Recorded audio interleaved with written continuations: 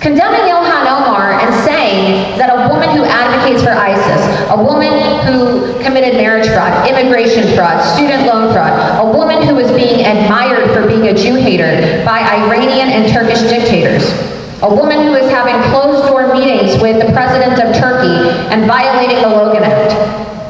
This is an American issue, and all Americans, regardless of how they feel about President Trump, should be able to unite and say, those are not American values. It is time for Ilhan Omar to go.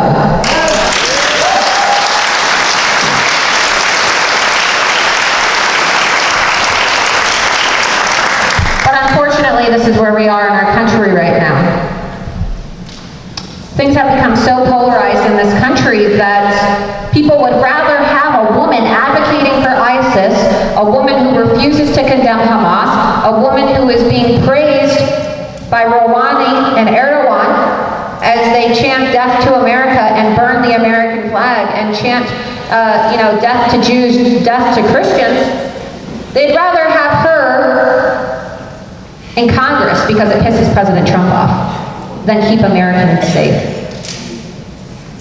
And it's sad. It's sad that we've reached that point in our country because it's now a national security issue, right? This isn't just a campaign issue. This isn't just a matter of whether you like President Trump or dislike President Trump or whether you like Ilhan Omar or you don't. This is a national security issue, and it is appalling. And I hope all of you here realize today just how dangerous this is. Because here in Minnesota, especially due to the weak Republican Party leadership you have here, right? You now have a Democrat Party that has been completely subverted and infiltrated by groups like CARE, the Muslim Brotherhood, Hamas, and Omar and all of her associates. They don't even have favorability, yet they are still the most popular or loudest voices in Congress right now. A poll just came out the other day that said that Ilhan Omar had about a 9% favorability. Yet Nancy Pelosi isn't putting down the gavel, Here she is just allowing these women, I like to call them the Hamas caucus, or they like to call themselves the squad. She's just allowing them to run wild and destroy our country from within. More media headlines from the Middle East praising Ilhan Omar for being a Jew hater. She takes jabs at Jews. She thinks that standing with our strongest ally, which is Israel, she thinks that standing up for the Jews and the Christians is having some type of dual allegiance. She says that as a congresswoman, I should not be expected to have allegiance and pledge support to a foreign country in order to serve my country in Congress or serve on a committee. Well, I don't know about you, but I don't really think that Ilhan Omar even has an allegiance to the United States of America. Her only allegiance seems to be to Islam. Her allegiance seems to be to Somalia and the Muslim Brotherhood and Hamas, right? So when she says the people of the 5th District in Minneapolis elected me to serve their interests, I'm sure we can all agree on that. Yes, we can all agree on that, so get to work and do your job or get out of Congress, right? Because advocating for the interests of ISIS, calling for a total boycott of Israel from within the halls of Congress is not serving the interests of the American people. It's serving the interests of Islamic organizations like CARE that have ties to terrorist organizations. Iranian Republic News Agency, this is another article in which they're praising her, and they're talking about how more politicians need to speak out against the Jews, but they're afraid because the Jews control Washington, right? So this is the type of media that is coming out of the Middle East in favor of Ilhan Omar.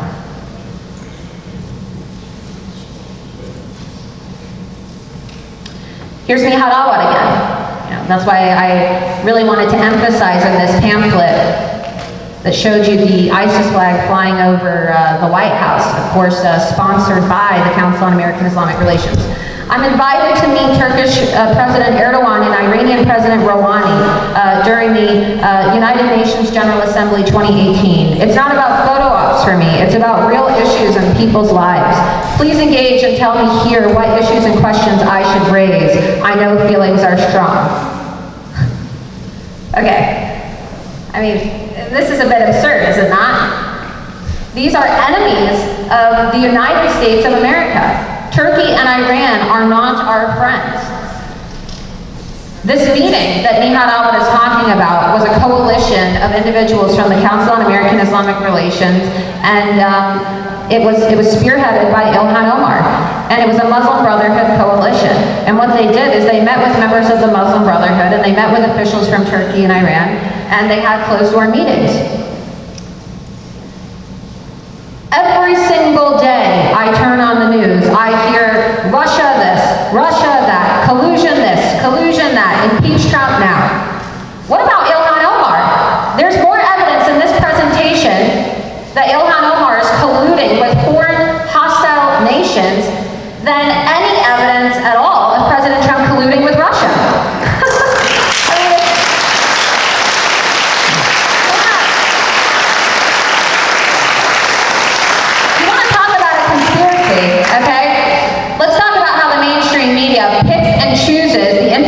That they deliver to the American people according to what suits their own ideological and political interests. All right, and it's no surprise that all of these social media companies and the mainstream media companies, not only are they working together to silence people, right? You think Alex Jones just got banned on social media because Twitter and Facebook said so? No, it was an active effort by CNN. CNN and their reporters worked directly hand in hand with employees from Twitter to ban Alex Jones off the platform, right? So this is a big deal. Even if you aren't violating any of the terms of services on social media, you will still be banned because a lot of these competing interests, right? And it's a multi-billion-dollar industry, the industry of the mainstream media and social media.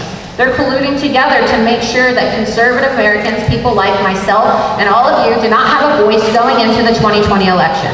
And it's not just going to end. Right? And let's just say that everything turns out well and that the Republicans win the House and that President Donald Trump gets reelected.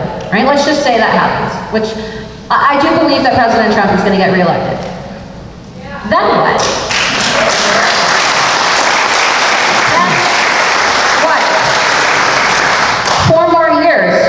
Okay, we're not living in Iran, guys. You know, we don't have an Islamic theocracy here. We don't have dictators in the United States of America.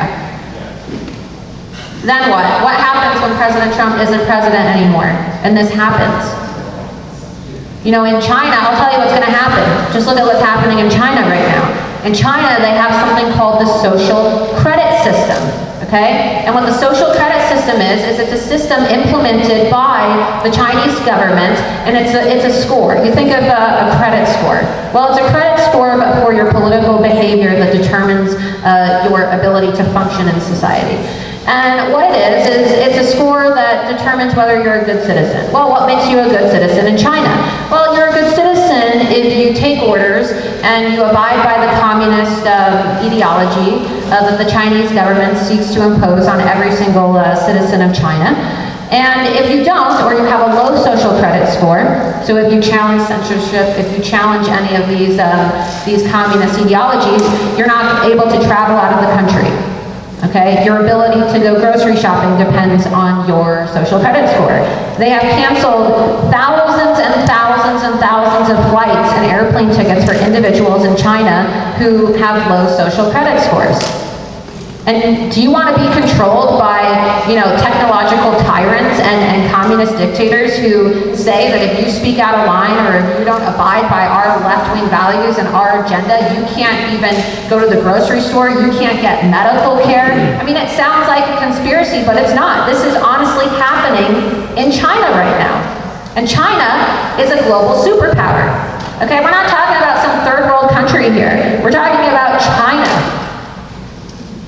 And they have this social credit system. And if you don't think that that isn't going to happen here in the United States, then you need to wake up. All right? And that's why I'm telling you guys, you know, how serious this is. And you may be thinking, well, what does this have to do? Yeah, sure, CARE and this issue, that's what got you banned. Well, CARE is one of the main organizations that is lobbying the social media companies to implement Sharia-compliant terms of service, right? They want to make it so that you can't criticize Islam on social media or even post facts about Islam on social media. And it's not a conspiracy. All right, like I said, in January of this year, the Wall Street Journal reported that the Council on American Islamic Relations And I showed you all the evidence, right? These people want to fly an ISIS flag above the White House. They lobbied Twitter to ban me. So this woman, Zara Bilhu, walks into Twitter, has a meeting, and she herself has tweeted things like, I will not condemn jihad, I will not condemn Sharia, I don't celebrate Memorial Day because the CIA is worse than ISIS. What's worse, Jews or ISIS? I mean, these are things that this woman has literally tweeted, and you can see them on her Twitter. I even brought screenshots for you today, so you can see those lovely tweets yourself. And this is who the social media companies are working with. And it's not just the social media companies.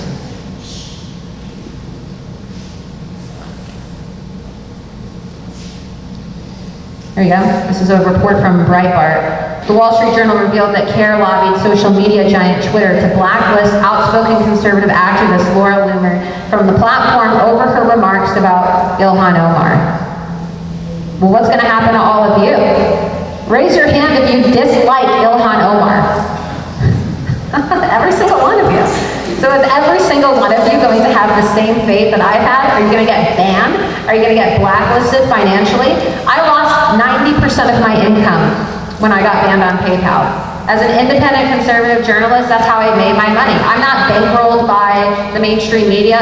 I'm hated by the left and the right. And I'm hated by the left and the right, or many people on the left and the right, because I tell the truth. And I challenge the establishment. Right? And I'm not bankrolled by billionaires in the mainstream media, and George Soros isn't writing me a paycheck for my activism and journalism. Other people in the media can't say the same. And if you're like me, right, and I don't consider myself to be any different from any of you, I'm just an everyday American. I love my country, I love my freedom, I love my president, and I want to be free in America. This can and it will happen to all of you, right? And I am a living, breathing, walking example, form of evidence as to how bad this can be.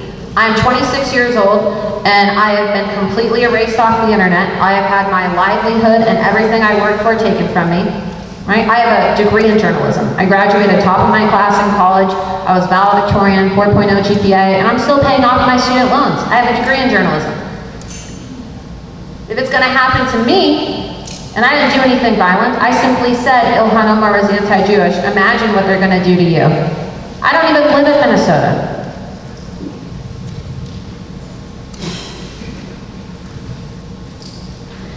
U.S. group CARE, as I mentioned before, named terrorist organization by the United Arab Emirates. Well, that's nice. Yeah, Fox News.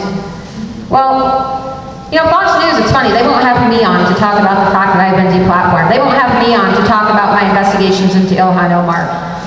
When I was trying to prevent this disaster for all of you in Minnesota last year when she was still a candidate, I sent all of these reports to Fox News. I sent them to CNN, I sent them to everybody. No one talked about it. Right? I have the personal cell phone numbers for many of these individuals who work there, the high-profile personalities. They ignored it. So if Fox News is publishing articles from several years ago, and this is from 2015, U.S. group CARE named terrorist organization, why are they inviting individuals who are employed by CARE to be contributors on Fox News? How many of you watch Jeanine Pirro?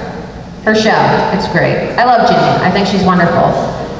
Do you remember when Jeanine did that segment a few months back and she said that, that Ilhan Omar wearing a hijab may be suggesting that she believes in Sharia law? Well, what happened immediately after that is the Council on American Islamic Relations, which is, of course, a terrorist organization, and even Fox News is calling it a terrorist organization, because it is.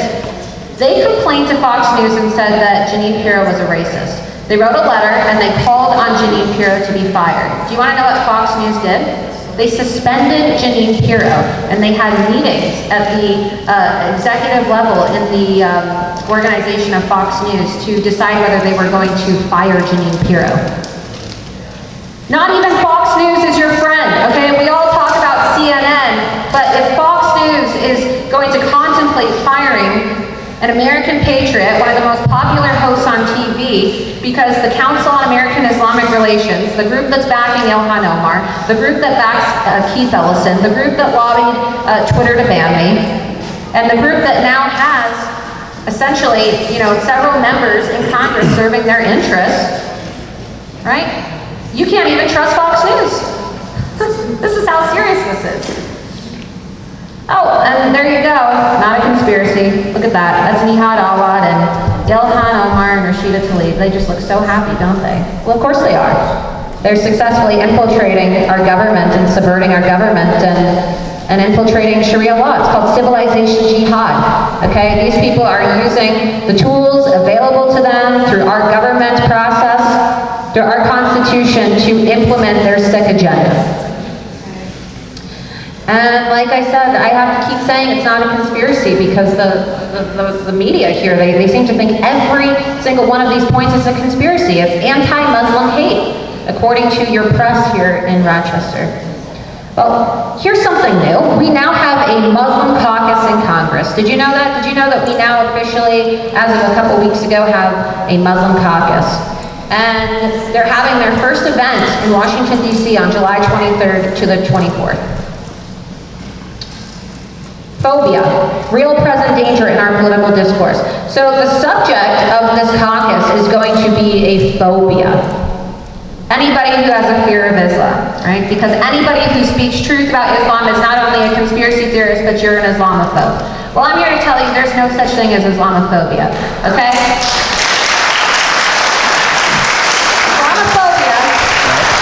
Islamophobia is the biggest hoax ever created. A phobia is defined as an irrational fear. It is not irrational for any of you, right? I assume all of us here are either Christians or Jews. It is not irrational for any non-Muslim to have a fear of an ideology that calls for them to be killed. It is not irrational for Christians to fear Islam when over 90,000 Christians are being persecuted and killed in the Middle East every single year, okay? It is not a phobia for Jewish people like myself, right, to fear Islam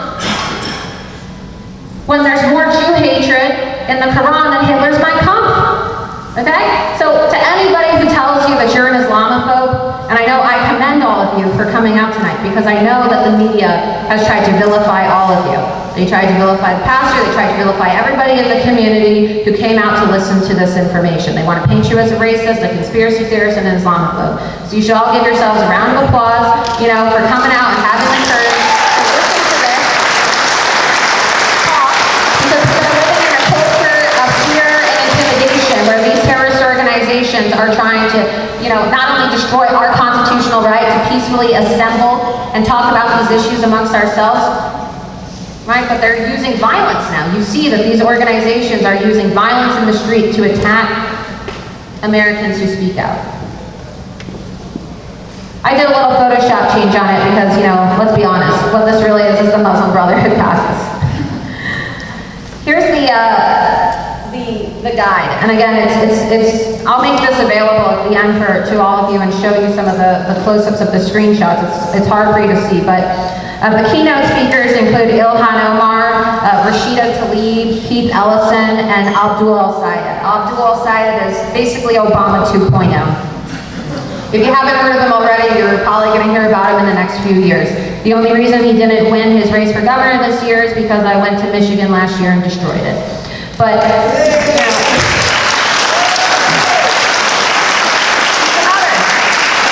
another one of these Islamic subverters, infiltrators, okay? He was a Soros fellow. The Soros Foundation paid for him to get an education at Columbia University. And now he's in Michigan, where he's trying to be the governor. And this is a guy who took a pledge to the Muslim Brotherhood in Arabic. And I found this document, and we had it translated into English for people to see. But this guy literally signed his name to a pledge endorsing the Muslim Brotherhood. Okay? And he wants to be governor of Michigan. And maybe he will be governor of Michigan someday. You see Rashida Tlaib, she's a full-blown Holocaust denier. She says the Holocaust gives her a calming feeling. I just interviewed this morning. I had a sit-down interview with a 95-year-old Holocaust survivor by the name of Jerry Balfour, okay? And it is disgusting that as Holocaust survivors and people who were subjected to the horrors of the Holocaust watch their family members gassed and thrown in ovens, that we have to listen to these Islamic infiltrators sitting in the halls of Congress, the most sacred place in our American government, besides the White House, spew their anti-Jewish and anti-Christian hatred, talking about how the Holocaust gives them a calming feeling, talking about how we need to have BDS. And the Holocaust was what, less than 80 years ago? And when we say never again, with the rhetoric that we are seeing in Congress right now, if we in 2019, after nearly 80 years since the time of the Holocaust, are allowing for people who say the Holocaust gives them a calming feeling to serve in Congress, well, never again doesn't really seem like a promise, does it? And the Holocaust will happen again, right? And I do believe the Holocaust will happen again. I do believe, and I hate to say it because it's a horrible thing to say, but you know, these are horrible times we're living in right now, and I'd be a liar if I told you that everything was great and that we had a lot of good things to look forward to, because it's very dismal. And because of a lack of leadership in this country, I'm talking about prior to President Trump. I mean, thank God we have President Trump, right? Because he seems to be the only one that has balls big enough to do something about this. He's the only one that is telling Omar to go back to their teaching side.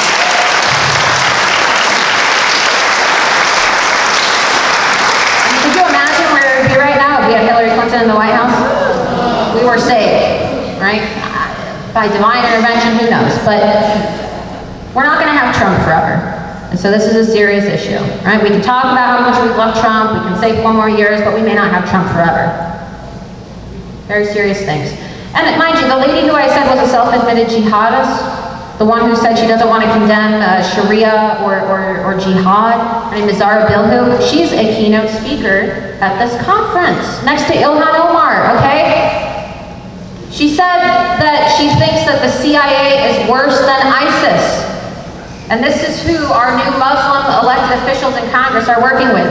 And if you scroll to the bottom, and you can't see it because it got cut off on the screen, but CARE is the #1 sponsor of this Muslim caucus that is taking place and that is now formed officially in Congress. Okay? The Communist Party of the United States of America. Who did they endorse in 2018? Oh, well, Ilhan Omar, Keith Ellison, Rashida Tlaib. I just want to play these videos because I need it to really sink in. I know that a lot of you know about the threat of Islam in your community, and that's probably why many of you are here. But you need to know, when I say that you have been completely infiltrated from the top down in your government, and I mean from the top down, right? From your governor to your representatives to your city officials, you have been infiltrated and conquered. This is Steve Simon. He's your Secretary of State here. This is from an event that happened a few months ago called Muslim Day at the Capitol.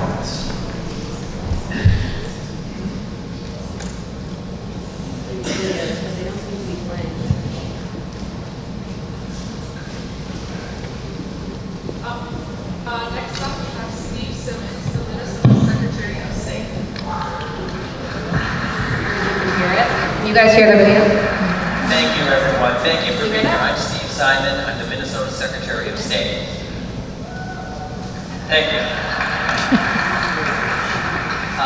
This past weekend, as many of you know, we had some unwelcome and unfortunate visitors to Minnesota. We had 2 very divisive national political activists He's talking about to Minnesota to make an example of Minnesota, or so they thought, by spreading fear and lies and hatred, by posting on social media and giving interviews and targeting not only the Muslim community in general, but the East African Muslim community in particular. Why did they do this? Well, I think the easy answer is they want attention. But that doesn't answer the real question. Why did they do it? There are lots of ways to get attention. Well, one of the reasons is to make money. They do fundraising off of these kind of visits where they go from city to city spreading lies and hatred when it comes to the Muslim community. But there are a lot of ways to make money, even bad ways to make money. That doesn't really explain why they came here and why they came down. I think one reason they came is that they must draw inspiration from somewhere. I think they draw inspiration, unfortunately, from the very highest levels of our government, from people who say, or don't even need to say anymore, that it's okay to denigrate other people. It's okay to question the patriotism or the culture of our Muslim brothers and sisters and our friends and neighbors. And so they draw inspiration from that. But there's one other thing that I think explains why they decided to go, not just to Minnesota, but try in city after city after city to do what they did and spread on social media these lies and this hatred. And that is they are in search of ignorance. They are in search of ignorance. Because ignorance is the poisonous soil from which hatred and bigotry bloom. And so, I don't want to talk about them any longer. I don't even want to mention their names. I want to talk about us. Why are we here today? Is he a Muslim? Notice how he says us. I think we're here today. We're here today to fight ignorance, right? We're here to make sure that the soil is not poisonous, that the soil is welcoming. And instead of bigotry and hatred blooming, it will be unity, it will be understanding, and every time you make a connection here today at the state capitol with the legislator, with the staff member, with the citizen, you are cleansing and cleaning that soil. And you're saying to those people who came this last weekend, you're not welcome here, and what you're planting will not grow here. So I want to thank you for being ignorance fighters, and I can tell you as Secretary of State, every day that I live and breathe and hold this office, I will be with you. Thank you so much. Wow. So not only am I banned on every platform, but soon to be banned in Minnesota. You know, it's insane. This is the Secretary of State of Minnesota saying, and of course he didn't say my name, but he was talking about me. This was a couple months ago when I came down to Minnesota and I was here and I was making a film with a couple friends of mine who came out here. It was called Importing Ilhan. And we were all, known as kind of provocative social media personalities. And so social media went crazy when we were out here, and all the papers in Minneapolis were going nuts and talking about how we were in Minnesota spreading fear and Islamophobia. But he talks about ignorance, right? Well, I'm an ignorance fighter. I'm here to educate people so people don't walk around ignorant of the threat that walks among them, the threat that is now serving in their Congress, the threat that is embedded in their children's schools, their universities, their grocery stores, okay? And it's sad, because you hear the language he uses. He says that you guys aren't welcome here. You're poisoning the soil here in Minnesota, right? You're poison. We need to cleanse people like you. We need to cleanse Minnesota of Christians and Jews. You know, the last time I heard someone talk about cleansing an entire place of Muslims and Jews was when I picked up a copy of Mein Kampf. And they call us the Nazis, right? So this is a classic case of projection. You have these leftists who claim to be so tolerant. They call us Nazis, they call us white supremacists, they call us racist, they slander our president, and yet they're telling a group of Muslims to cleanse Minnesota of non-believers. Pretty dangerous. And if you notice, okay, the logo right there, the MAS logo, well, what I showed you in the very beginning of this presentation with this pamphlet, if you pick it up, look at who the sponsor is. MAS. So this organization, along with CARE, that printed a pamphlet at a Muslim Day parade that called for the black flag of jihad to fly over the White House. Your Secretary of State, your Governor, Keith Ellison, every single one of these elected officials in the Democrat Party in Minnesota attended this event. Every single one of them, okay? Every single one. This is a guy by the name of Imam Zaman. He is a known Islamic leader in Minnesota, and he was with Ilhan Omar and Keith Ellison on election night. When they were announced winners of their elections, Imam Zaman was standing behind them. If you go and you play the video from election night, you'll see he was standing there. He is considered to be kind of one of the leading imams in Minnesota and Minneapolis. He's present at all the campaign events. He works with CARE. He's friends with Jailani Hussein, who's the head of CARE Minnesota. He is a key figure, and if you want to get the Muslim vote in Minnesota, you have to be on good terms with Imam Zaman. Okay, he also is a frequent attendee and speaker at the Dar Al-Farouk Islamic Center in Minneapolis, which I can't attend because last time I showed up, they called the police on me and trespassed me for simply asking them why so many men who join their mosque are joining ISIS. Okay, so this is how your law enforcement now operates in Minnesota, because Keith Ellison is the Attorney General.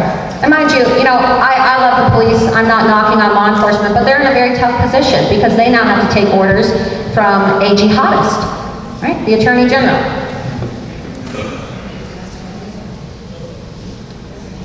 Oh, here's an interesting little news report. A former administrative assistant for a publicly funded school in Minnesota, located in the same building as a Muslim mosque and run by a Muslim imam, stated in legal documents that the school director told her, "We could just kill you. Yeah, tell your husband we'll do his job for him." Why am I telling you this? Well, the guy who said that was Imam Zaman, okay? So this guy who is he's a personal friend of Keith Ellison. He's the director of a school called Tiza Academy, and Keith Ellison sent his youngest son to this academy. Right? This is how deeply embedded these people are. So he's documented by multiple people of telling them, we could just kill you if you criticize Islam, if you don't listen to us. And he is, he probably has Ilhan Omar and Keith Ellison on speed dial. You know how dangerous this is for people in Minnesota when you have the leading law enforcement officer, your Attorney General, who is friends with, associates with, taking advice from a man who is telling non-Muslims in the community, we'll just kill you and do your husband's job for him if you insult the Prophet Muhammad. And this is really dangerous, what you guys are dealing with here.